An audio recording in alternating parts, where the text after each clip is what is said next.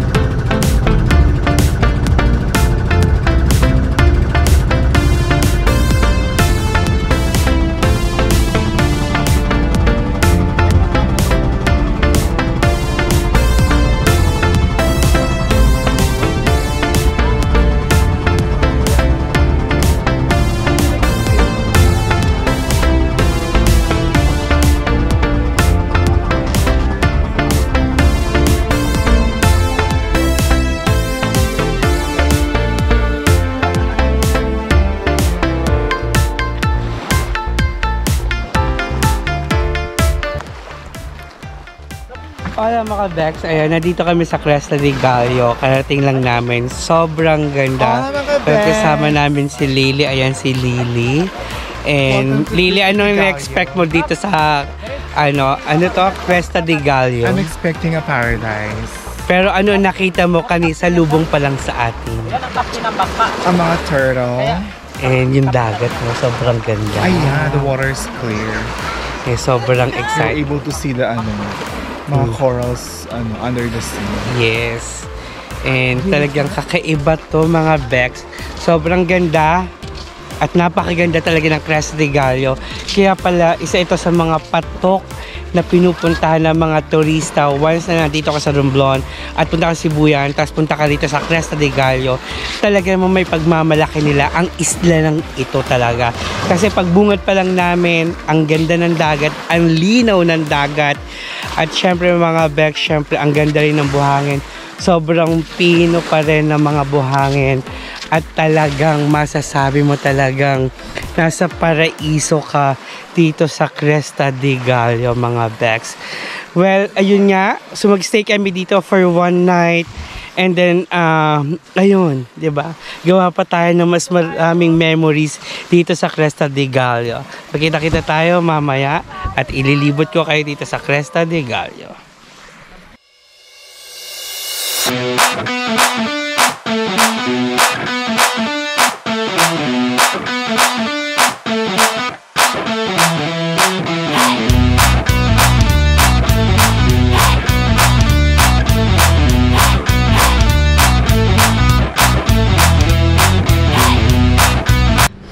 Good morning, Cresta de Gallo. Well, ayun. Good morning mga Bex. Ayan. Napakaganda ng araw dito sa Cresta de Gallo mga Bex. So, sobrang ganda ng paggising mo kung ganito ang iyong mamumulatan ng iyong mga mata mula sa pagkakahimbing ng iyong pagkakatulog mga Bex. So sobrang ganda, ayan, sobrang araw at ang ganda. Talagang nag-iinganyo ang dagat para sila ay ating laruin, di ba? Well, sobrang ako excited mga Bex kasi ayun nga. So first day natin, last day naman natin dito sa Cresta de Gallo. So dito kami until 12 afternoon and then babalik na ulit kami ng Sibuyan town. And then by 7 PM back to the reality. Sobrang ganda, sobrang memorable o talagang isa na naman sa mga bucket list ng Baklang Chismosa ang ating na-checkan, di ba? Siyempre, ang Romblon, ang Sibuyan Island, mga Bex, ayan, ang ganda. Di ba? Talagang, feel na feel mo. Ang sarap, mga Bex, di ba? Talagang nakakawalang stress, di ba? Talagang sobrang ganda kasi may sandbar baton. Ayan. Nakita niyo yan. Tapos, ayan, diba? Ang ganda. So, dito tayo sa kabila, mga Bex. So, itong isla na to, mula Sibuyan, it will take 30 to 1 hour. Depende syempre sa sa motor ng bangka. Well, ito ang turtle sanctuary nila. Sanctuary. Ayan, medyo ngungu na. Yan, ito ang turtle sanctuary nila dito. Yan. Diyan sa part na yan, mga Bex, bawal bawal paliguan. Syempre, mga Bex, diba? Diba ang ganda? Sobrang diba? Kung hindi ayun, kung talagang may sapat lang tayo, diba, ubusin. Pero hindi na natin kaya mag-sustain. Mga Bex, ayan, samahan nyo ako. Itatry natin ang nakakainganyong dagat dito sa Cresta de Gallo. Hinihingal na ako kasi, ay, alam nyo na, diba? Walang araw na tayong walang gym. Taray, nag-gym si bakla. Pero mga Bex, ayun, tala, experience na natin ang dagat ng Cresta de Gallo. Next, tara!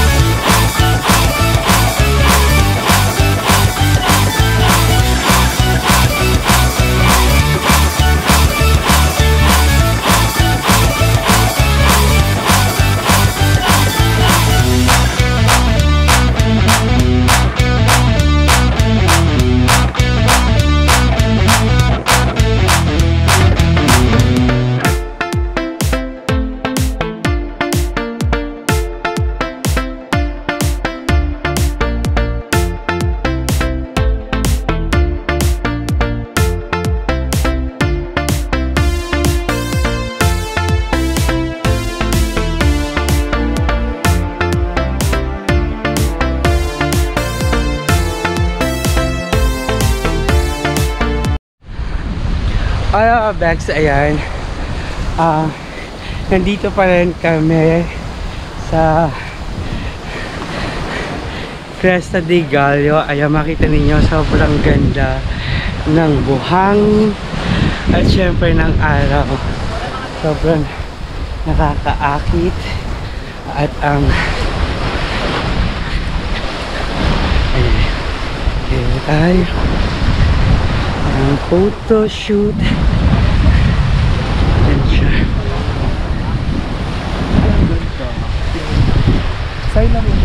Sobrang ganda mga best. Ang ganda. Yan ang perfect. Ang perfect agad. Ano siya tagad? Dapat.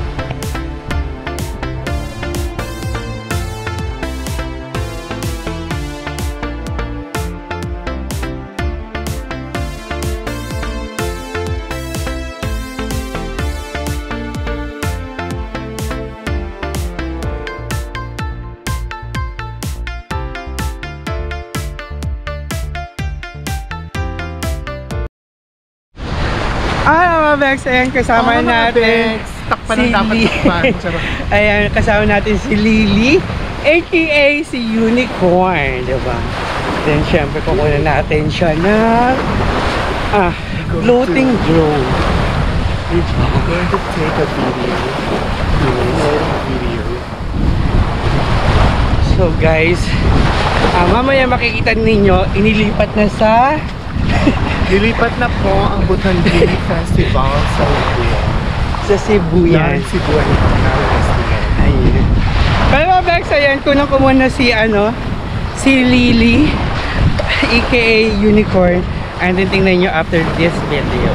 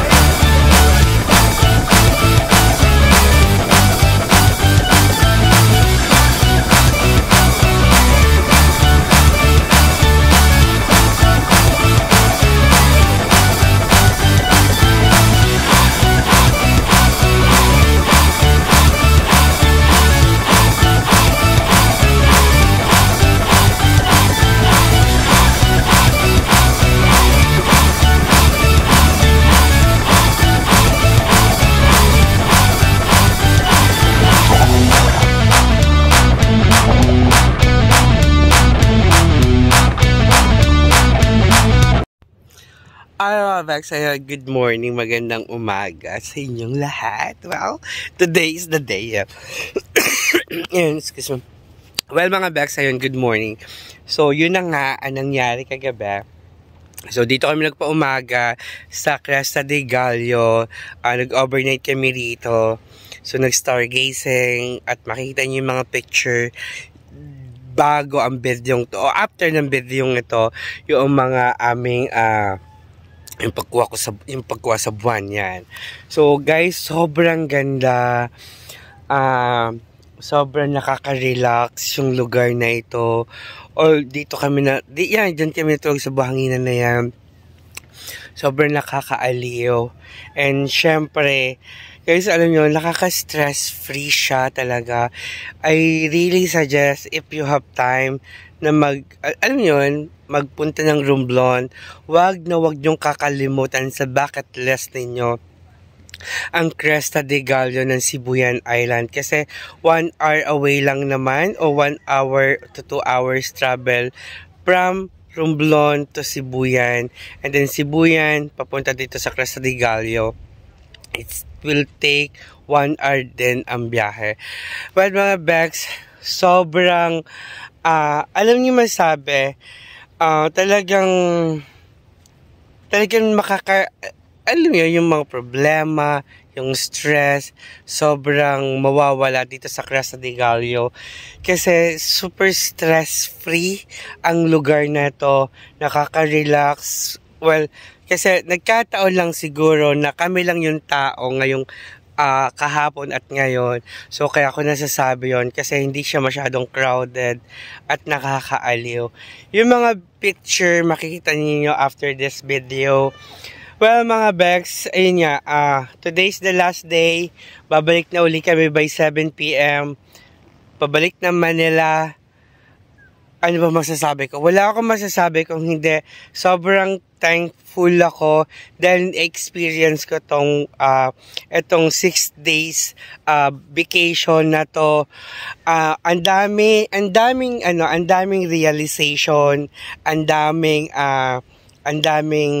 memories na, alam niyo masabi ko talagang sobrang ganda. At yun nga, sabi ko nga, sana ilagay nyo sa inyong mga bucket list kung kayo ay traveler. Wag niyong kakalimutan ilagay sa inyong mga bucket list ang bisitahin ang Romblon, Sibuyan, syempre especially ang Cresta de Gallo dito sa Romblon.